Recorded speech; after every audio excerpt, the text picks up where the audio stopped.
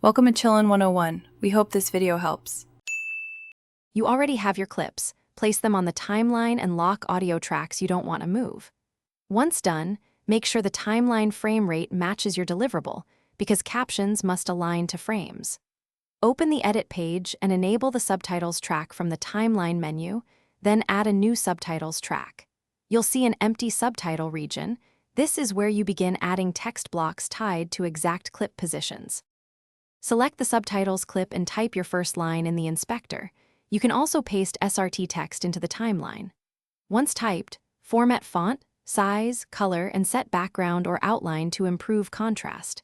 Make sure to snap subtitle clip edges to the intended in and out points, drag ends, or enter frame numbers for precise timing.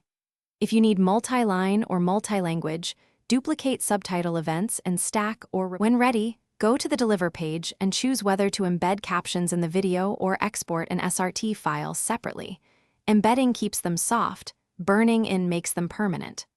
Once exported, play the file in multiple players to confirm sync, line breaks, and legibility.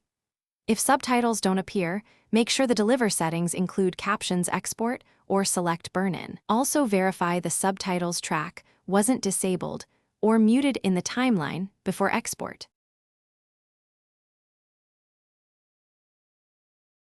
Thanks for watching. Consider subscribing if we helped you.